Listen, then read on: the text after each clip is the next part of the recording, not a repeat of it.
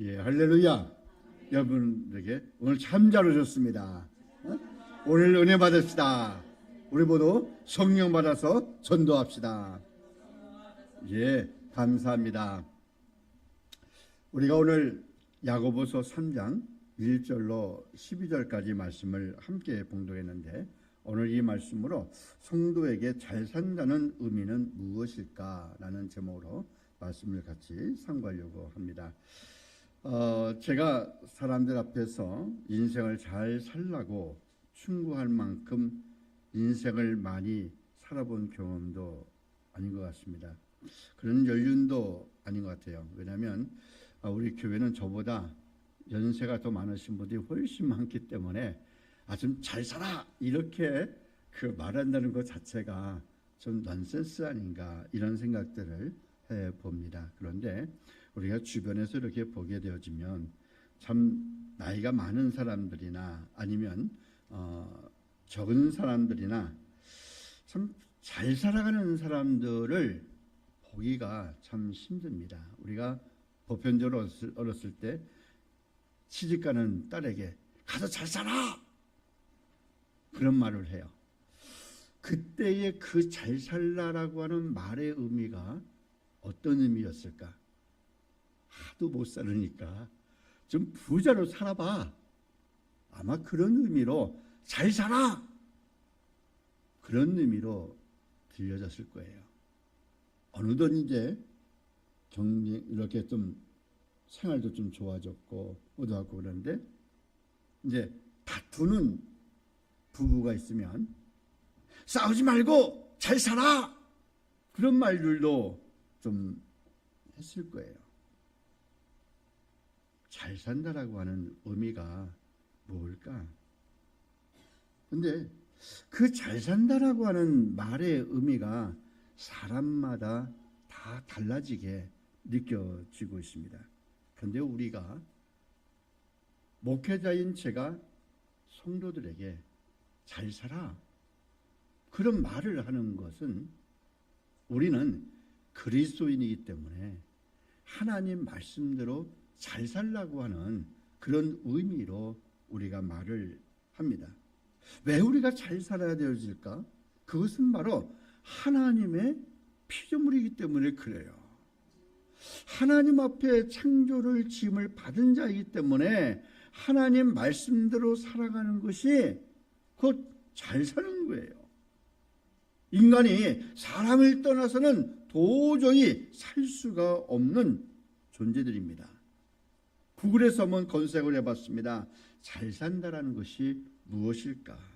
그런데 명확하게 정의를 내리지는 않습니다. 뭐라고 말을 하냐면, 궁극적으로 의미가 있는 인생을 사는 것이 잘 사는 거다. 또 보람된 일을 하면서 살아가는 것이 잘 사는 것이다. 이렇게 그냥 두리뭉실하게 이야기를 하고 있습니다. 또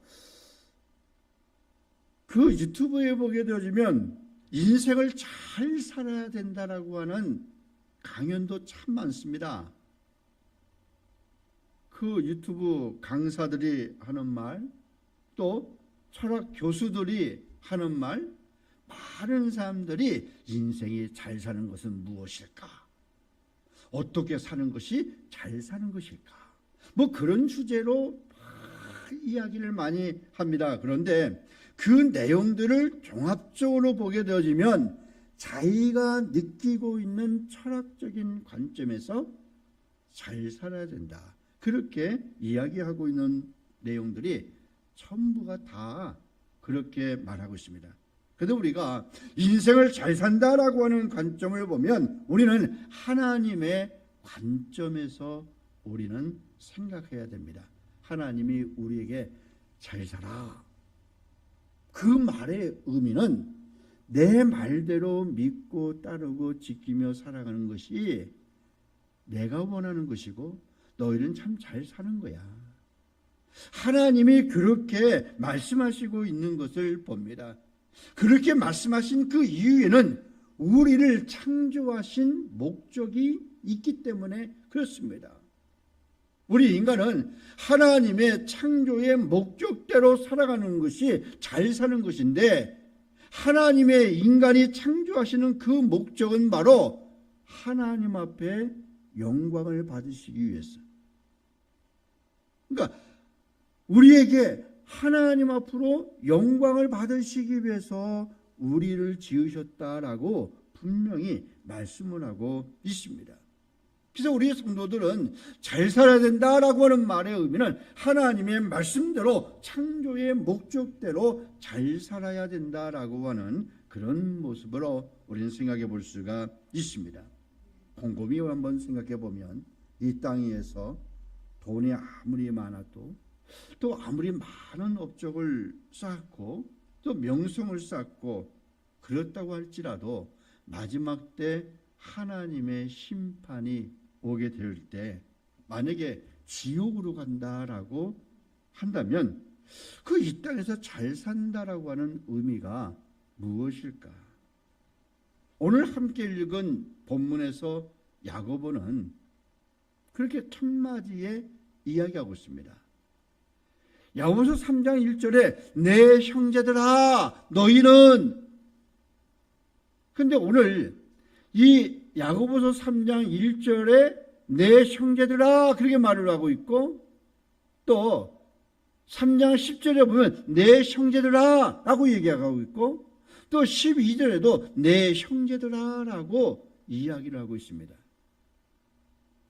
그러면 이 말의 의미를 자기를 포함해서 우리의 형제, 내 형제들, 너희는 이 말의 의미를 보게 되어지면 우리는 하나님의 구원받은 자녀였고 또 마땅히 그에 합당한 삶을 살고자 하는 자를 내 형제들이라고 그렇게 부르고 있다라고 하는 사실입니다.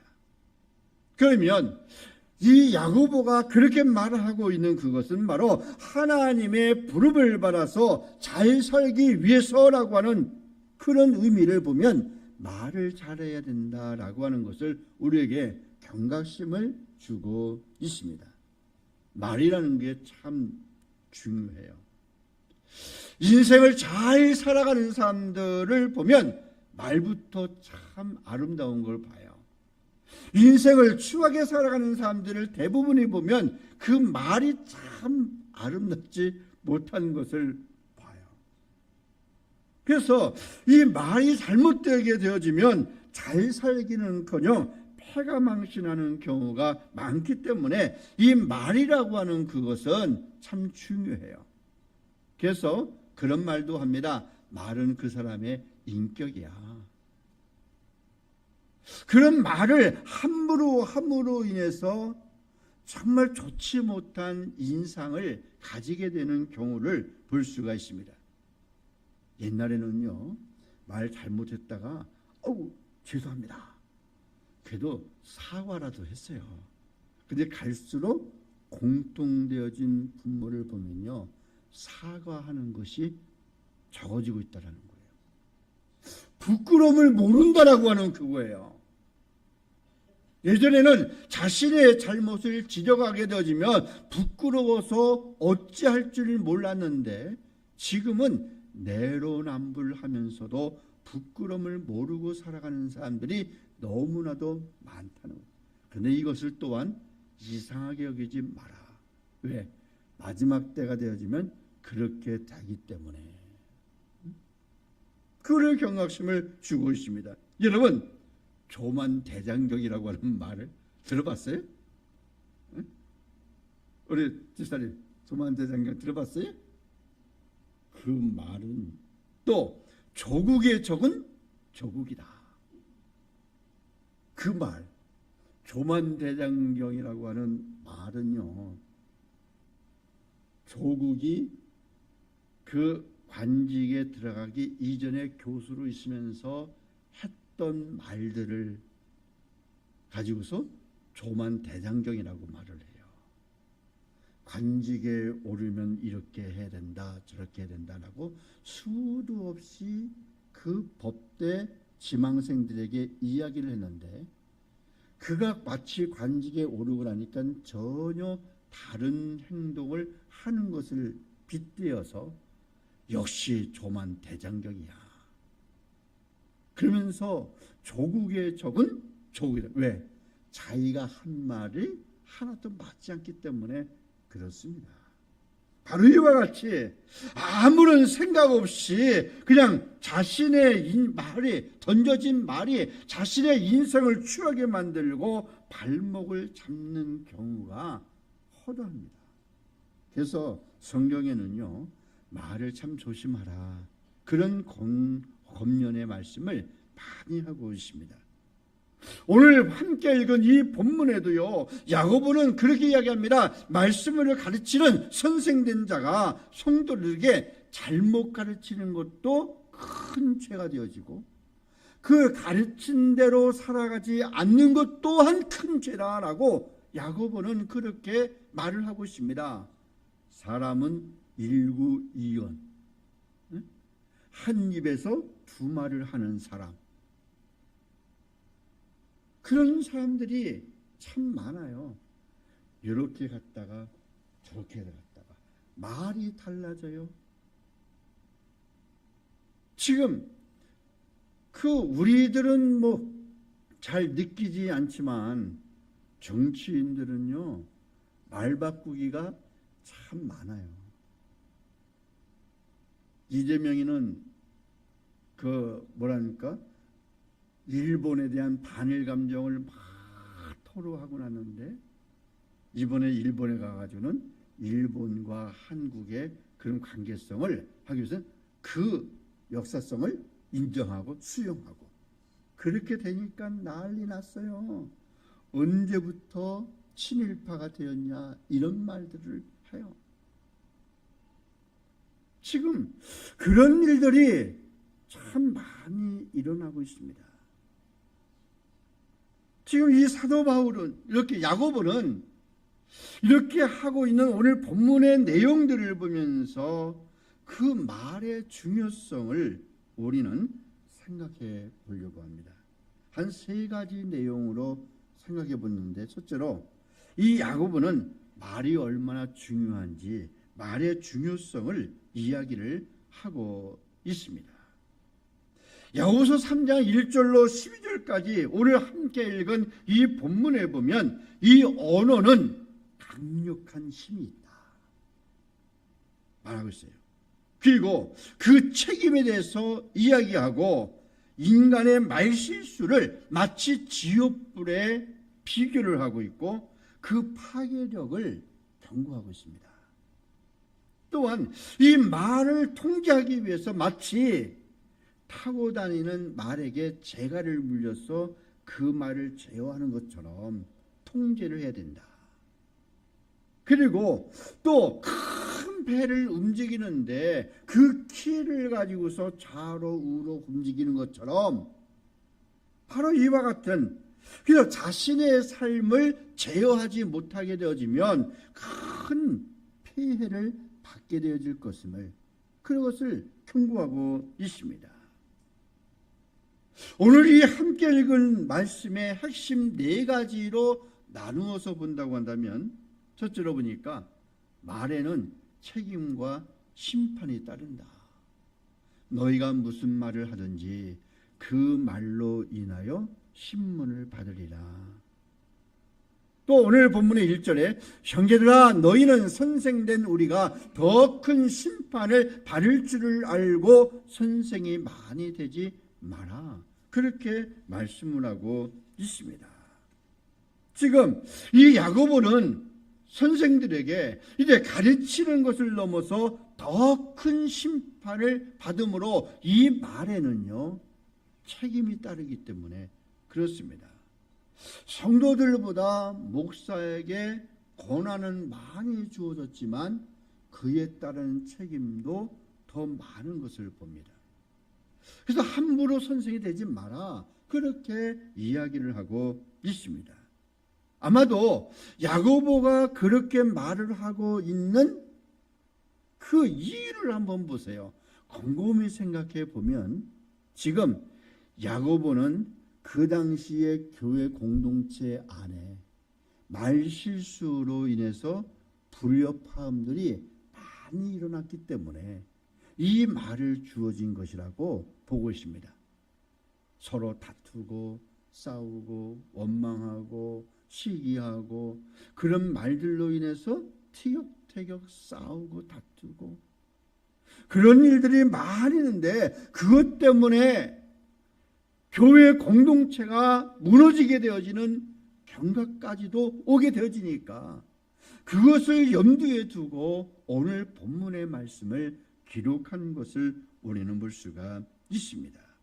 그래서 이 신앙 공동체 안에서 주고받는 이 말의 책임성과 영향력을 강조하고 겸손한 태도를 추구하라고 하는 것이 본문의 그 내용인 것을 봅니다. 또한 두 번째로 보면요, 이 야고보는 혀를 통제할 것을 비유로 말씀하고 있습니다. 함께 읽은 말에 보면 우리가 다 실수가 많으니 인정하잖아요. 누구든지 다 실수할 수 있습니다. 잘못된 말로 할 수 있어요. 그러나 말에 실수가 없는 자면 곧 온전한 삶이라 능히 온몸도 굴레를 씌우리라. 그러니까 말을 많이 하면 많이 할수록 실수가 많아지고 말을 적게 하면 적게 할수록 실수가 적어진다는. 그렇기 때문에 이 말이라고 하는 그것을 한번 뱉어내게 되어지면 없어지지 않는다 그래요. 야, 그 소리가 들렸어요. 그런데 그 말은 없어지지 아니하고 떠돌아다닌다는 거예요. 요즘에 과학이 얼마나 발달되어졌는지요.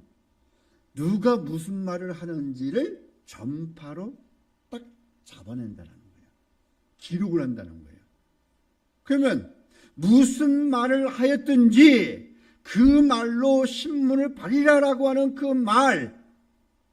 그런데 성경에 보니까 하나님은 내가 하고 있는 말을 내가 듣고 있다라고 말씀하고 있어요. 아, 하나님, 나 절대로 그런 말 안 했는데요 라고 말을 하면요, 하나님이 심판을 할 때 녹음기를 딱 틀을 거예요. 꼼짝 못해요. 그런데 한번 생각해 보세요. 우리가 한평생 동안 살아가는 동안에 수도 없는 말을 많이 하고 있지만 거기에 하나님을 찬양하는 말이 많거나 그러면 다행이죠. 그런데 저주하는 말, 시기하는 말, 음해하는 말, 욕설하는 말, 이런 모든 것들이 꽉 차 있으면 그때는 부끄러움을 당할 거예요. 그래서 야고보가 이야기한 겁니다. 말에 실수가 없는 자면 이것이 바로 옳은 온전한 사람이라고 말씀을 하고 있습니다. 또 우리가 말들의 입에 재갈을 물리는 것은 우리에게 순종하게 하려고 그 온몸을 재원하는 것이다. 그 말들을 재갈에 물리는 것을 비유로 그렇게 말하는 거예요. 또 4절에 또 배를 보라, 그렇게 크고 광풍에 밀려가는 것들을 지극히 작은 키로서 사공의 뜻대로 운행하나니, 그러면서 이와 같이 혀도 작은 지체로 돼 큰 것을 자랑하는도다. 보라, 얼마나 작은 불이 얼마나 많은 나무를 태우는가. 그렇게 이야기를 하고 있습니다. 그래서 어떤 사람은 그냥 불 같아요. 가는 곳마다 불똥을 일으켜요. 가는 곳마다 사고를 일으켜요. 그래가지고 옳은 것을 접근 금지, 이렇게 말하고 싶은 사람들이 있어요. 어떤 사람들은 만나면 또 만나고 싶은 사람이 있는가 하면 어떤 사람은 만날까 두려운 사람들이 있습니다. 주여, 그 사람 만나지 않게 해주세요. 왜? 무슨 말을 어떻게 들을지 모르니까. 어떤 폭탄 말이 터질지 모르니까. 그래서 이 말이라는 것은요, 참 사람을 죽이기도 하고 살리기도 하는 것을 우리는 봅니다. 그래서 이 온전하다라고 하는 말은요, 죄가 없다라는 뜻이 아니라 말을 적게 하고 말을 실수함으로 인해서 이제 그렇게 성도들의 삶이 이런 신실한 그런 삶이 되어진 것을 이야기하고 있는 것을 우리는 봅니다. 마치 성숙한 성도가 되어지는 그것. 신앙의 인격도 그렇습니다. 많은 어려움을 당하고 겪어보고 연륜을 받고 그런 사람들은요, 딱 있다가 말 한마디 쭉 하는데 그게 뼈가 있고 겉면이 있고 능력이 있고, 근데 말은 막 하는데 사람들의 마음을 막 헤집는 사람들이 있어요. 성숙한 성도가 되어져야 할 이유가 이런 데 있는 것을 우리는 볼 수가 있습니다. 그러면 바로 이와 같이 이 야고보가 가르치는 내용과 반대가 되어지는 일들이 우리 주변에 너무나도 많이 일어나고 있다는 겁니다. 말 한마디에 천냥빛을 갖는다라고 하는 말, 그래서 말 한마디에 새 힘을 얻기도 하고 말 한마디에 낙심하기도 하는 것을 우리는 보게 됩니다. 또 세 번째로 보면 이 혀에는요, 파괴적인 힘이 있다는 거예요. 그거를 어떻게 표현을 했냐면 혀는 곧 불이요라고 해요. 불이요. 불의의 세계라. 혀는 우리 지체 중에서 온몸을 더럽히고 삶의 수레바퀴를 불사르나니 그 사르는 것이 지옥불에서 나느니라 말씀하고 있습니다. 이와 같이 이 혀가 곧 불이다. 또 불의의 세계로 삶의 수레바퀴를 불태운다. 삶의 수레바퀴를 어떤 의미겠어요? 자신의 그 인생을 두고 한 말이겠죠. 그렇다고 한다면 이와 같이 혈과 불의 모든 그런 일들은 이제 이 세상의 악과 함께 그 있는 사람들 연관되어져서 결국 죄를 범하게 만들게 되어지는 그런 힘이 있는 것을 봅니다. 한마디의 말로 불의의 길에서 옳은 길로 인도하는 사람이 있는가 하면 한마디의 말을 불의에서 이게 온전함에서 불의로 이끌어가는 사람들이 있습니다. 말 한마디 다시 바꾼다고 하면 말 한마디를 지옥에서 꺼내서 천국으로 인도하는 말이 있고요, 말 한마디로 천국에 있는 자를 지옥으로 내주는다는 그와 같은 힘이 있다는 거예요. 지금 이런 그 모습, 그런데 그 사르는 것이 지옥불에서 나온다는 거예요. 곰곰이 한번 생각해 보세요. 그 지옥불이 어디 안에 있는가? 내 안에 있는 거예요. 그 내 안에 지옥이 있으면 지옥불이 나오는 거고요, 내 안에 성국이 있으면 성령의 불이 나오는 거예요.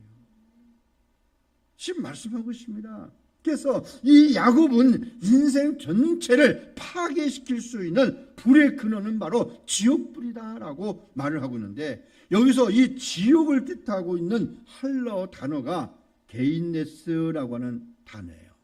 근데 이것은 흰놈의 골짜기를 지칭하는 히브리어 게힌놈에서 유래한 표현이었습니다.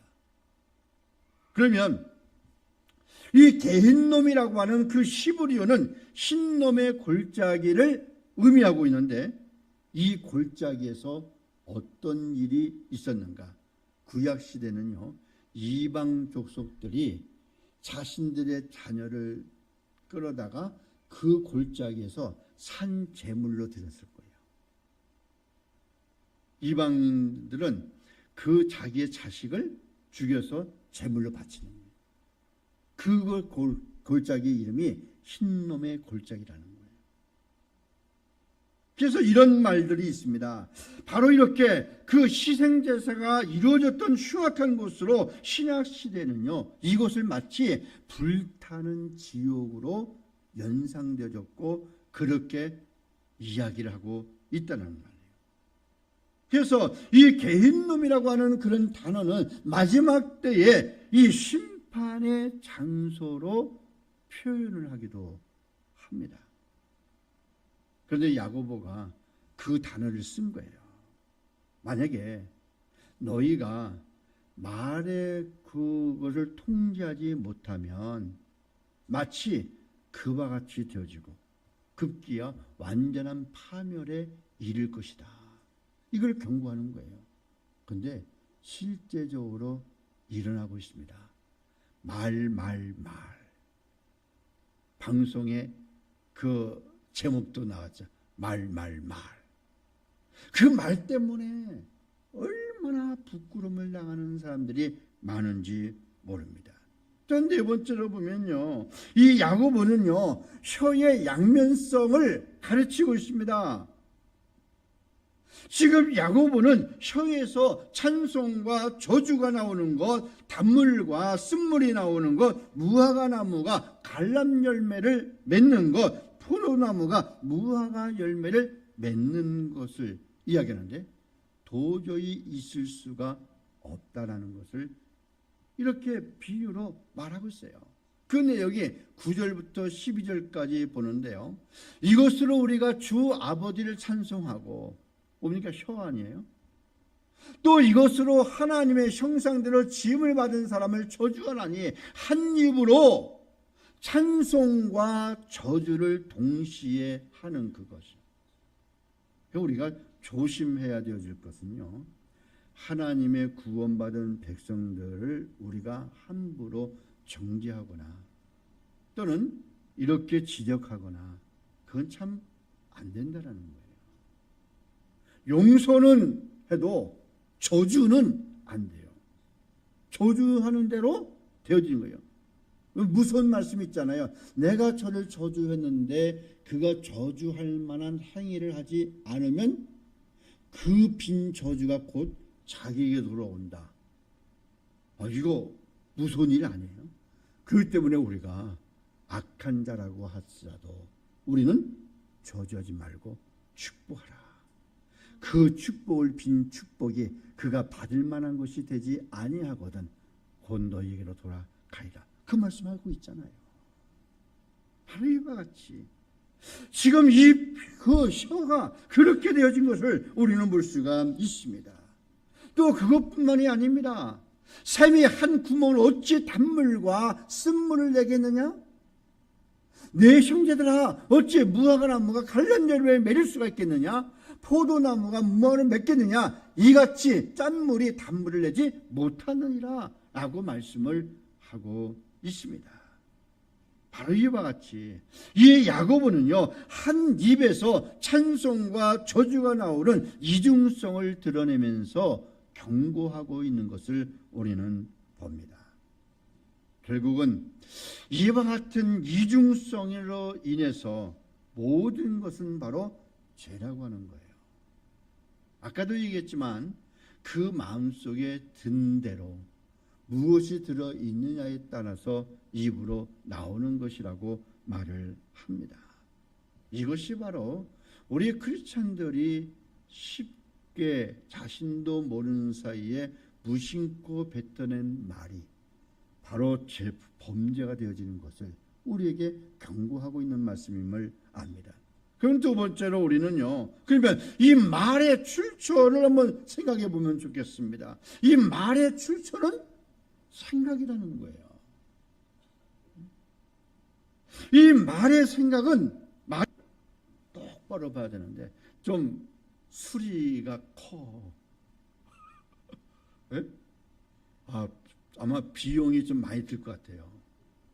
수술을 하려고 해도. 왜냐하면 여기서 비용이라고 하는 그것은요, 그 생각을 고치기 위해서 오는 환난이다 연단, 이걸 다 하고 나서 그 다음에서야 비로소 다르게 보는 것, 수술 비용이 좀 큰 거예요.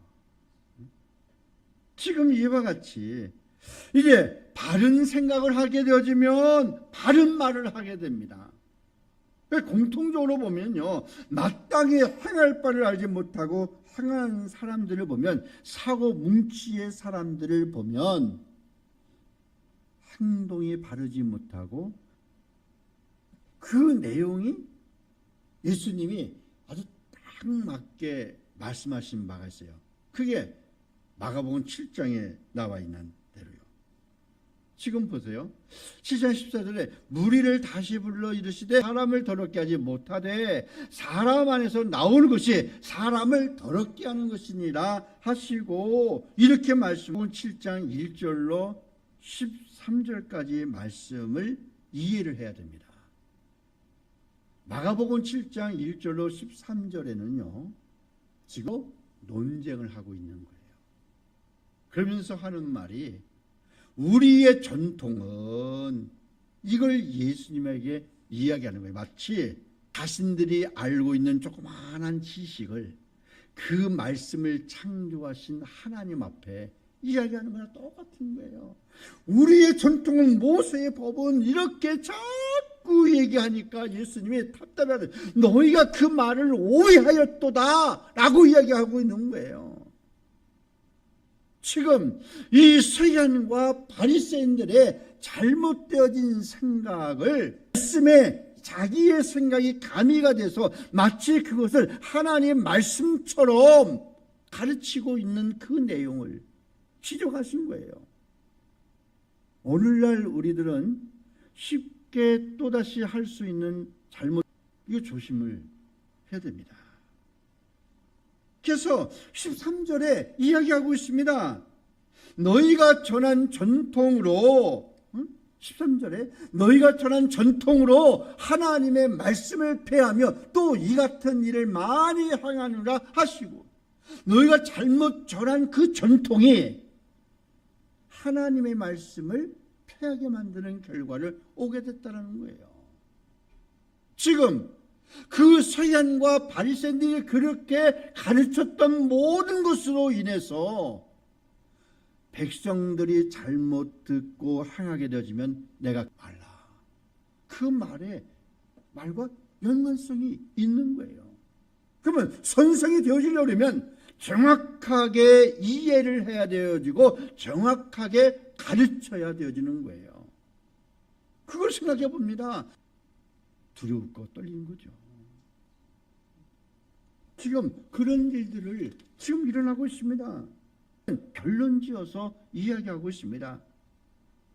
그래서 이런 잘못되어진 생각에서 나온 것이기 때문에 그걸 서기관과 바리새인들이 이야기하면서 따로 나오면서 제자들에게 너희는 생각을 바르게 가져라, 하나님이 하시는 의도가 무엇인지를 바르게 깨달아, 그래야 바른 가르침을 할 수가 있고 바른 삶을 살 수 있다라고 제자들에게 경고하신 말씀인 것을 우리는 봅니다.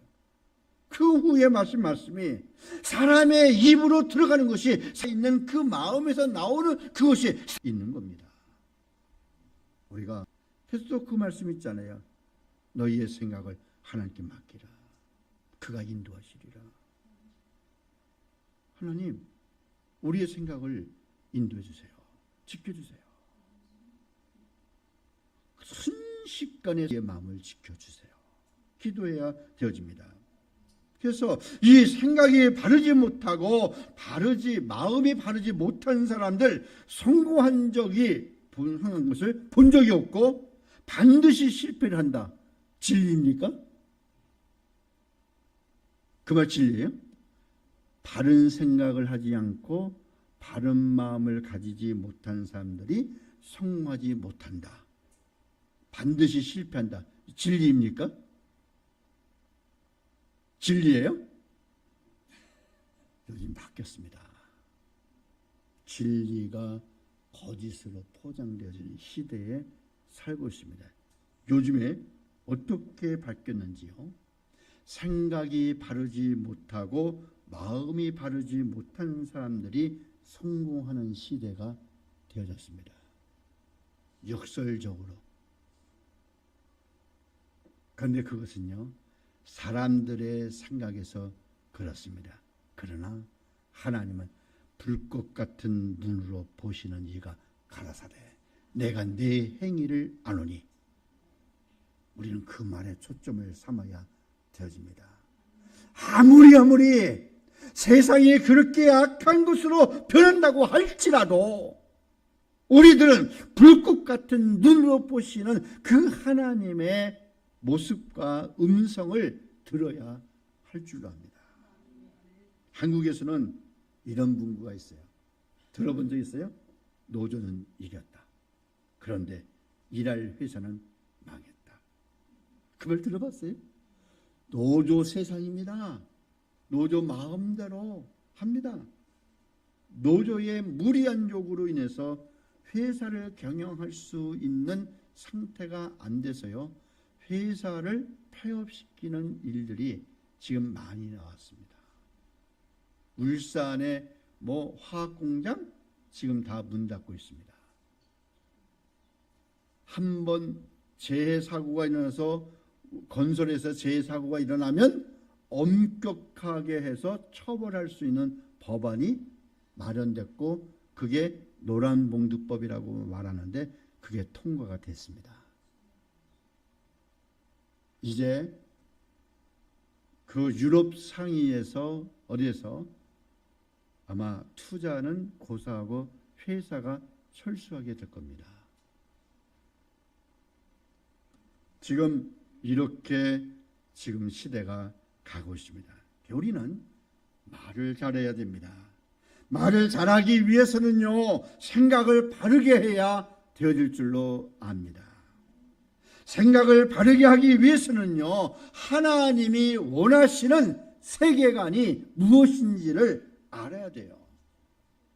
일반적으로 세계관이라고 하는 말을 보면 이 세계를 바라보는 눈이라고도 말을 합니다. 즉 세상을 바라보는 관점을 지칭하는 말이기도 합니다. 근데 그것과 우리가 무슨 상관이 있는가? 없다라는 겁니다. 오직 우리가 바라봐야 되어질 그 세계관은 하나님이 이 땅을 어떻게 경영하게 되어지고 어떻게 운행하면서 구원의 역사가 이루어지고 있는가, 이 구원관으로 바라보는 세계관이 필요할 뿐입니다. 하나님은 우리가 이 땅에 살아가는 동안에 하나님이 원하시는 계획을 보기를 원하시고 있습니다. 이 모든 세상은 다 하나님이 말씀으로 창조를 하셨고 그 말씀대로 운영되어지고 있습니다. 아닌 것 같아도 하나님의 말씀대로 차각 마지막 주님이 원하시는 그 카이로스, 정해진 시각에 따라서 움직이게 되어지고 원하든 원치 아니하든 하나님의 마지막 심판의 때는 다가오고 있다는 사실입니다. 우리는 그 시각으로 봐야 됩니다. 어디까지 왔을까? 하나님이 맞추시는 시간의 계획표는 어디까지 왔을까? 우리는 그거를 바라봐야 내 인생의 삶을 다시 한번 조명해 볼 수가 있습니다. 이것을 잊어버리게 되어지면요, 끊임없이 정말 잘못되어진 삶을 살 수밖에 없는 것을 봅니다. 지금 우리의 영역에서 세상이 날씨가 이렇게 뜨거워지고 있어. 유럽에서는 수만 명이 지금 죽어가고 있습니다. 인도에서는요, 가뭄으로 인해서 인구 14명 정도가 되는데 13억이면 엄청 많잖아요.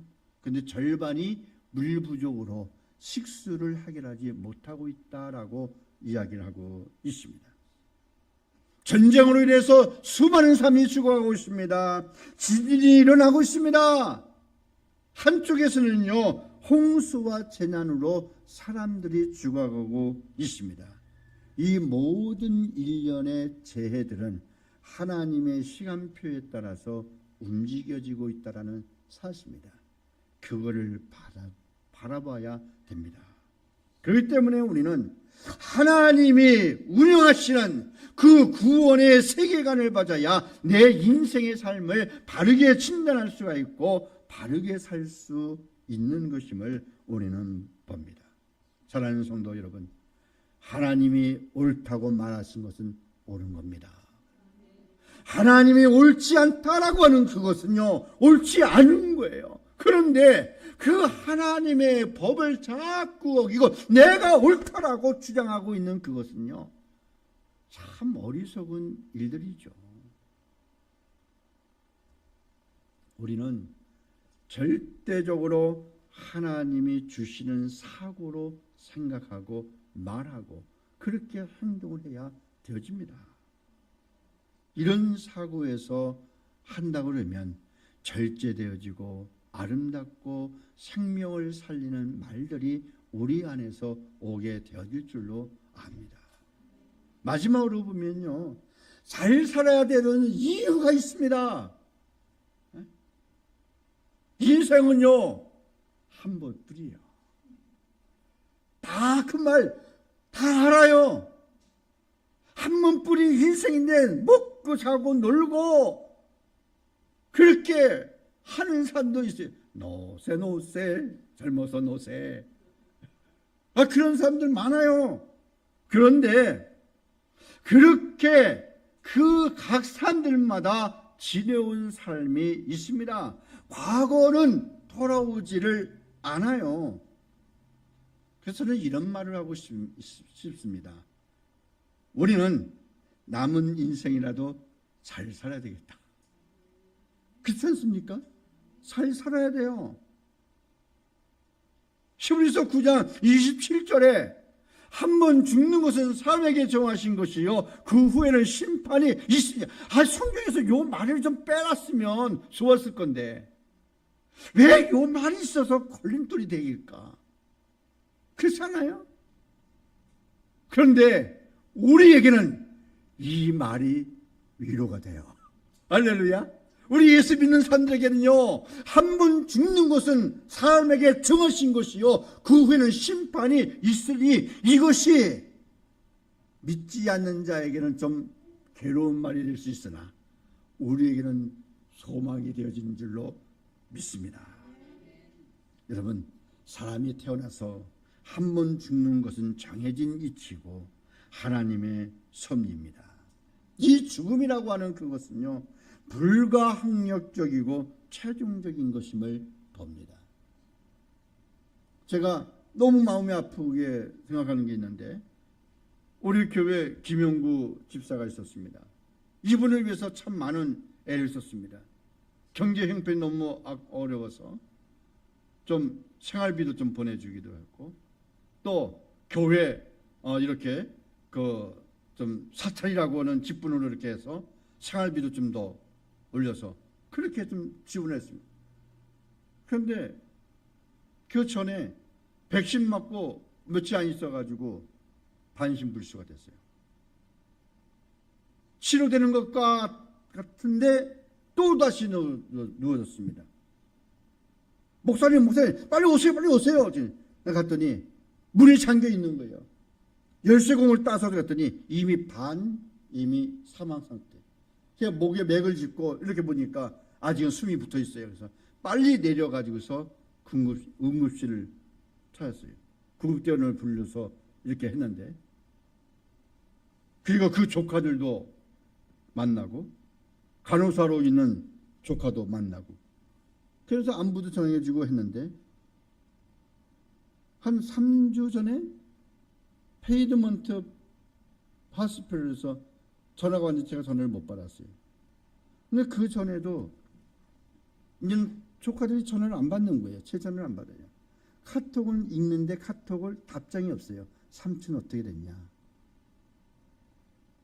말이 없어요. 조카도 말이 없어요. 전화를 안 받아요.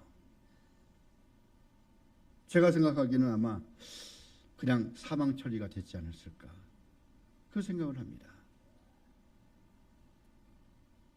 그뿐만이 아닙니다. 수많은 사람들에게 언젠가는 그 죽음이라는 현실이 자기에게 찾아올 것고 찬송받고 함께 그 장례 예배까지 같이 치른다고 한다면 그 얼마나 보기가 좋았을까. 근데 가족들 없이 혼자 사는 것도 참 불쌍했는데 마지막 가는 길도 그렇게 불쌍하게 가는구나. 영화를 들으면서 대통령을 꼭 해야 되겠다고 해서 목적과 수단을 가리지 않고 대통령이 되어진 사람이 있습니다. 근데 그 사람도 곧 죽을 거예요. 영토를 더 어깨 침범해가지고 빼앗고 그러면서 이 영토를 주면 우리한테 완전히 포기하면 전쟁을 그치게 하고 이걸 주지 않으면 계속 전쟁할 거야.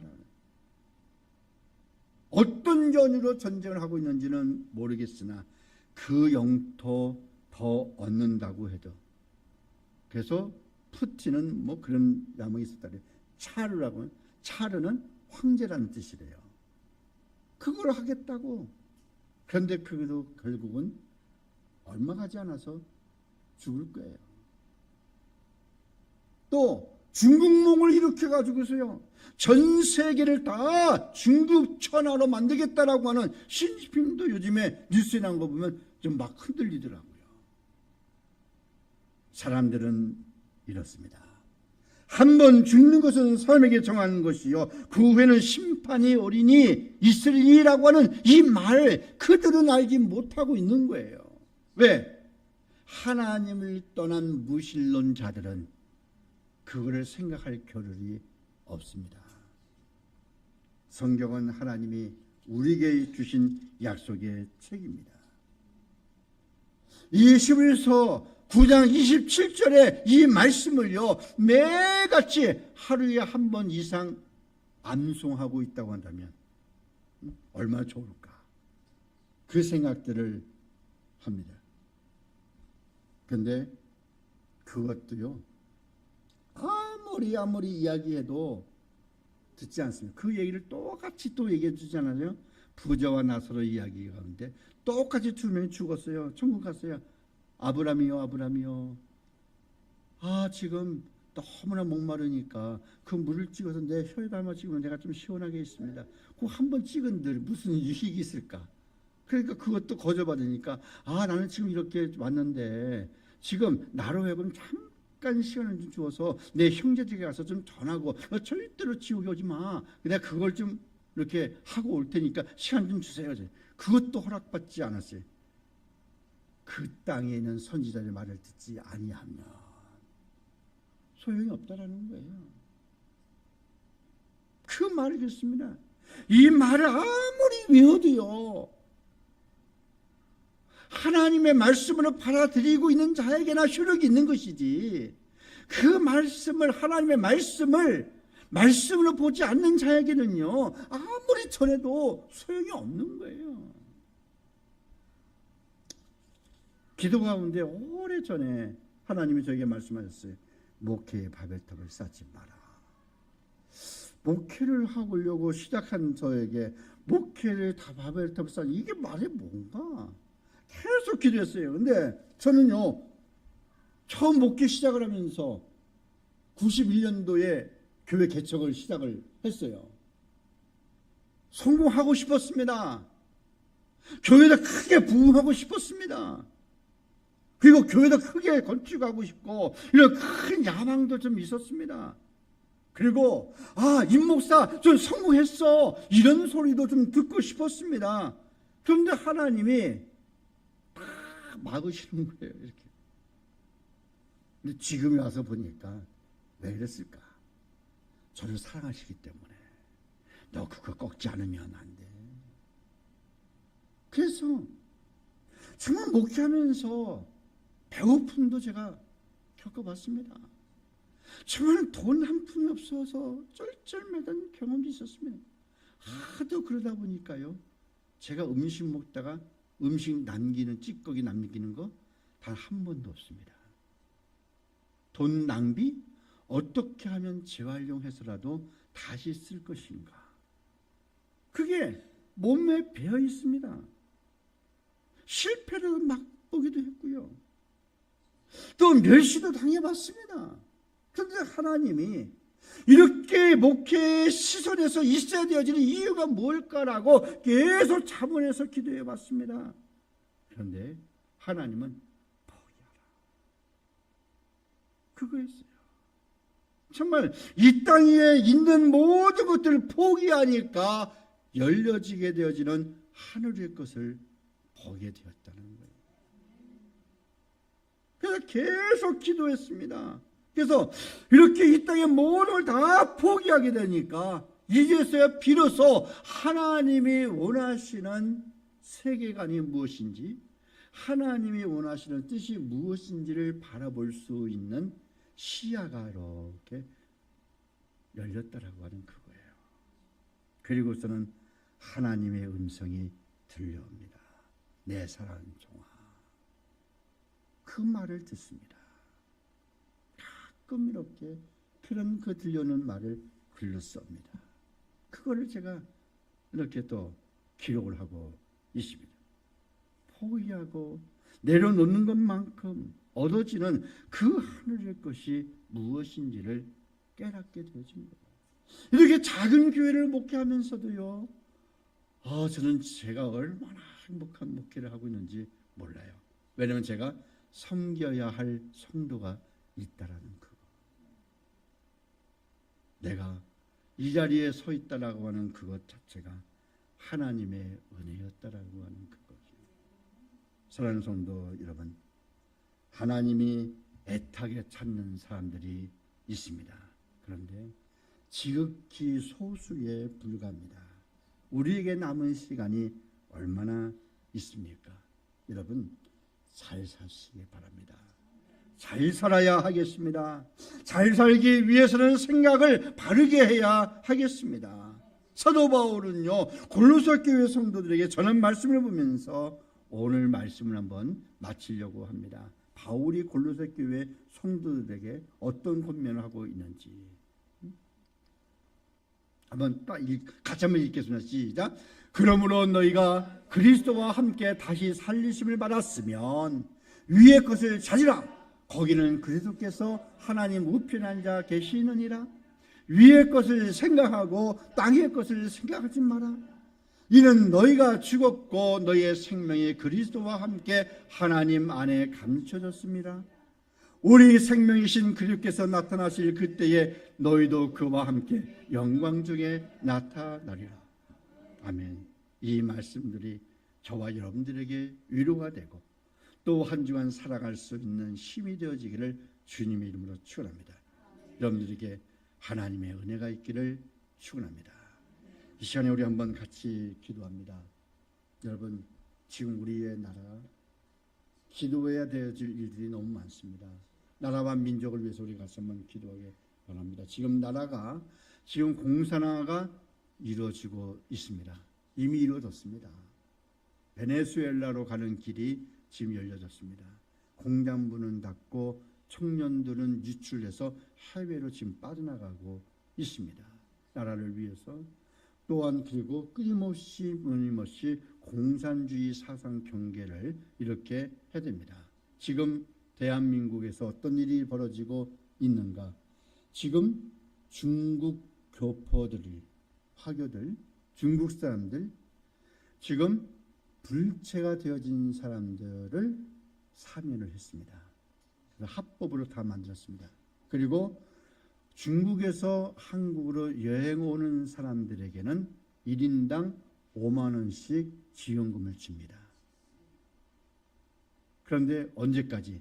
내년 6월 30일까지. 그리고 합법적으로 있는 사람들에게 투표권까지 주고 있습니다. 지금 나라가 공산주의 체계에 빠져들어가고 있습니다. 지금 그뿐만이 아니라 한국 교회는요, 심각하게 우상 숭배로 있습니다. WCC, WEA 종교 통합 운동이 일어나고 있습니다. 그래서 마지막으로 대한민국의 자유민주주의를 위해서 주여 우리를 불쌍히 해달라고 주여 한번 부르고 합시다.